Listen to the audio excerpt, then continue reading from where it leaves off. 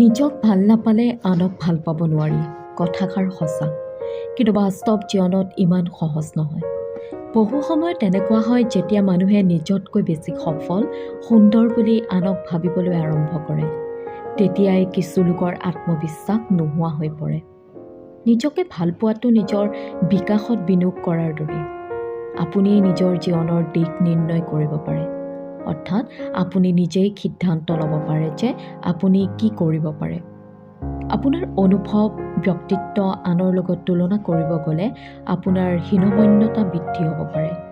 আপুনি নিজে কি হয় সেইজন হওক আৰু নিজকে ভাল পাবলৈ শিকক। নিজক ভাল পোৱা মানুহ স্বাৰ্থপৰ নহয়। এই ভিডিঅ'ৰ জৰিয়তে আমি আপোনালোকক ক'ম কেনেকৈ নিজক ভাল পাব পাৰি। 1 নম্বৰ, আত্মপ্ৰেম। নিজৰ লগত সুখী নোহোৱাটো এটা অভ্যাসৰ দৰে। যিসকল মানুহ নিজৰ ওপৰত সন্তুষ্ট নহয়, তেওঁলোকে সুখী হোৱাৰ কাৰণ বিচাৰে।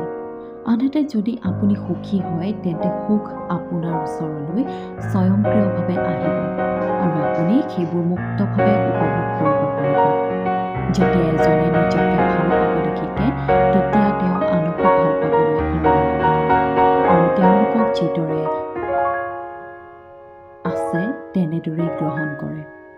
একেদৰে নিজৰ শক্তি আৰু দুৰ্বলতাৰে নিজকে গ্ৰহণ কৰি সুখী হওক। 2 নম্বৰ, নিজকে মূল্য দিয়ক। নিজকে ভাল পাবলৈ হ'লে প্ৰথমে নিজৰ ভিতৰৰ প্ৰতিভাসমূহ চিনিব লাগিব আৰু গ্ৰহণ কৰিব লাগিব। সেইবোৰক সন্মান কৰিব লাগিব। কাৰণ সকলোৰে ভিতৰত এনে বহুতো গুণ আছে যিয়ে সকলোকে আনৰ পৰা পৃথক কৰি তোলে। আপুনি কোন হয় আৰু কি কৰিব পাৰে তাৰ শলাগ লওক। নিজৰ অতীতক গ্ৰহণ কৰি নিজৰ আত্মবিশ্বাসৰ ওপৰত কাম কৰক, যিয়ে আপোনাক আগুৱাই যাবলৈ প্ৰেৰণা দিব। 3 নম্বৰ, নিজৰ যত্ন লওক। আপুনি তেতিয়াহে নিজকে ভাল পাবলৈ সক্ষম হ'ব যেতিয়া আপুনি নিজৰ যত্ন সঠিকভাৱে ল'ব পাৰিব। যেনে পৰ্যাপ্ত পৰিমাণে টোপনি অহা, স্বাস্থ্যসন্মত খাদ্য খোৱা, ওচৰ চুবুৰীয়া মানুহক লগ পোৱা আৰু লগৰ সমনীয়াৰ লগত হাঁহি ধেমালি কৰা। এনে কৰিলে আপোনাৰ মনত কি চলি আছে তাৰ প্ৰতি মনোযোগ দিব পাৰিব। নিজকে ভাল পোৱাটো কোনো মানসিক ৰোগ নহয়। ইয়াৰ অৰ্থ হ'ল প্ৰতিদিনে সৰু সৰু অভ্যাসবোৰ জগাই তোলা, যিয়ে আপোনাৰ জীৱনটো সুন্দৰ কৰি তুলিব পাৰে। জীৱনত বহু কথা আহিব আৰু যাব, কিন্তু এবাৰ নিজকে ভাল পালে সেয়া চিৰদিন আপোনাৰ লগত থাকিব।